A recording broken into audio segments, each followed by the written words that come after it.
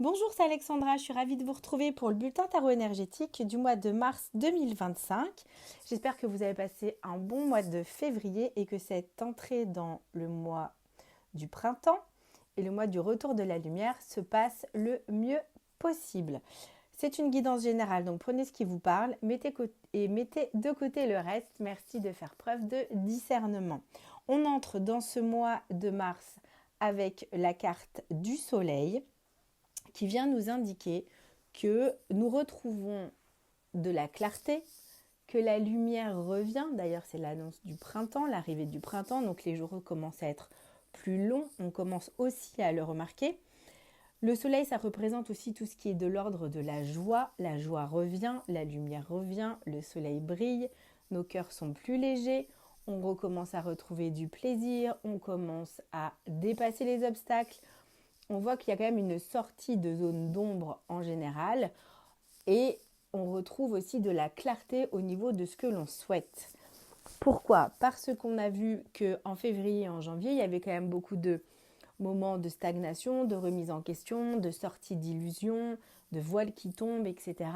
Et là, on voit que toutes les choses deviennent beaucoup plus claires, beaucoup plus limpides.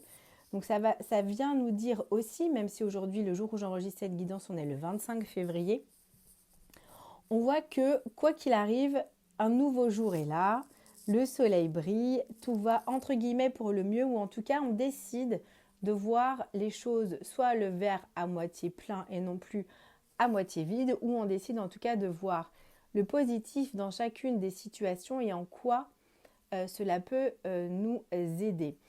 On voit aussi que dans cette attention de mettre son attention justement sur ce qu'il y a de bien, vient aussi nous aider à changer notre état d'esprit et à changer au-delà de notre vision des choses.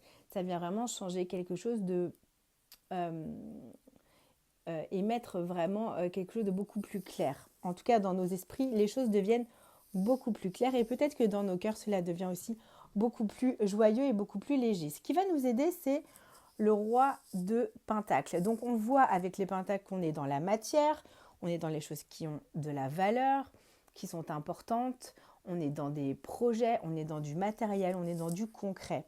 Et on voit avec le roi qu'il y a, pour nous aider à être et incarner ou pas incarner, mais en tout cas être dans ces énergies du soleil, il y a cette notion de maîtriser ce que l'on souhaite, maîtriser son budget, maîtriser sa matière, maîtriser vraiment les choses concrètes du quotidien. On sait gérer notre temps, on sait gérer notre énergie, on sait gérer nos budgets, on sait gérer le concret et le pratico-pratique. Ce qui est très intéressant, c'est qu'en face, on a le 3 d'épée et le 3 d'épée vient vraiment nous dire que ce qui peut encore nous freiner, ça peut être une forme d'attachement à des blessures du passé. Et potentiellement aussi une forme d'attachement à quelque chose qui peut nous faire de la peine ou à un chagrin qu'on n'arrive pas à lâcher ou qu'on a du mal à lâcher, comme si le fait de lâcher ce chagrin, de lâcher cette peine, de lâcher ce qui a pu nous blesser par le passé, pour moi on est dans des choses qui sont de l'ordre du passé, en retenant ça, cela ne nous permet pas d'être pleinement qui nous sommes aujourd'hui, et cela nous retient dans une forme de souffrance qui est aujourd'hui devenue inutile. C'est-à-dire que là où on a pu être blessé pour X ou Y raison, il peut y avoir certaines personnes qui ont du coup mis une étiquette ou en tout cas qui se sont identifiées à cette blessure. Et le fait de devoir lâcher cette blessure ou en tout cas ce chagrin ou cette étiquette, c'est quelque chose qui est compliqué parce qu'il y a une identification qui a été faite et qu'à partir du moment où une identification intérieure est faite à quelque chose, peu importe ce que c'est, en tout cas cette étiquette, qui on est quand on n'a plus cette étiquette. Et il y a une forme de perte d'identité. Et donc pour moi, ce qui peut nous retenir aujourd'hui, c'est ça.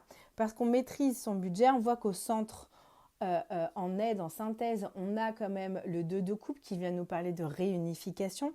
Donc ça vient pour moi confirmer qu'on reprend notre pouvoir personnel, on reprend le concret, la matière en main, on sait ce qu'on veut plus, on sait ce qu'on a, on sait ce qu'on n'a pas, On sait ce dont on a besoin et ce dont on n'a pas besoin. On décide de se focaliser sur ce qui est important, ce qui a de la valeur, sur la joie, sur la légèreté, sur la clarté mentale retrouvée. Et avec le 2 de coupe, il y a cette idée de s'auto-retrouver soi-même. Peut-être qu'il peut y avoir des rencontres aussi, des rencontres amoureuses ou des rencontres amicales ou des rencontres professionnelles. En tout cas, on voit que il y a ce rassemblement qui est fait, il y a cette union pour moi de soi-même qui se fait et qui fait qu'on devient vraiment maître et maîtresse, roi et reine de notre propre royaume, roi et reine de notre vie. Pourquoi ? Parce qu'on a 2 rois dans ce tirage, c'est-à-dire que au cours du mois de mars, on redevient aussi les rois de bâton, c'est-à-dire on reprend nos projets en main, on se remet en action. Et ça, c'est très important. On a planté des graines, on a su les faire fructifier, maintenant on agit. Et c'est-à-dire, et on a la maîtrise. On a la maîtrise de l'action, on a la maîtrise de notre énergie aussi, on a la maîtrise de ce que l'on a envie d'accomplir. Donc, et pour moi, et on a la force pour pouvoir le faire. D'ailleurs, on peut être aussi bien accompagné au niveau de certains animaux de compagnie, ou peut-être des animaux que vous aimez énormément et qui vous soutiennent d'une façon ou d'une autre. En tout cas, on voit qu'il est hyper important de ne pas rester englué avec des vieilles étiquettes qui aujourd'hui sont devenues complètement obsolètes et qui pourraient vraiment nous retenir dans une forme de torpeur qui est devenue inutile.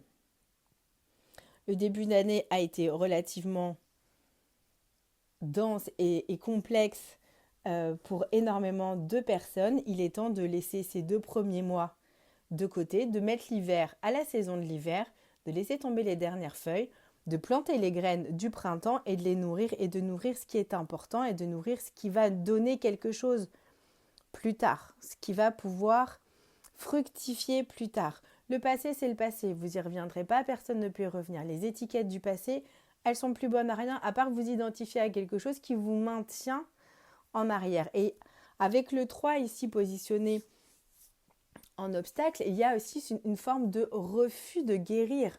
Mais pourquoi il y a le refus de guérir derrière ? C'est à quoi on s'attache, à quoi on est attaché et qui nous retient dans une forme vraiment de passé. J'insiste là-dessus parce que ça nous maintient dans une forme de statu quo, parce qu'on ne sait pas qui nous sommes sans cette blessure, qui nous sommes une fois qu'on a enlevé une étiquette de la personne malchanceuse par exemple. Et qui vous êtes si vous n'êtes pas malchanceux ?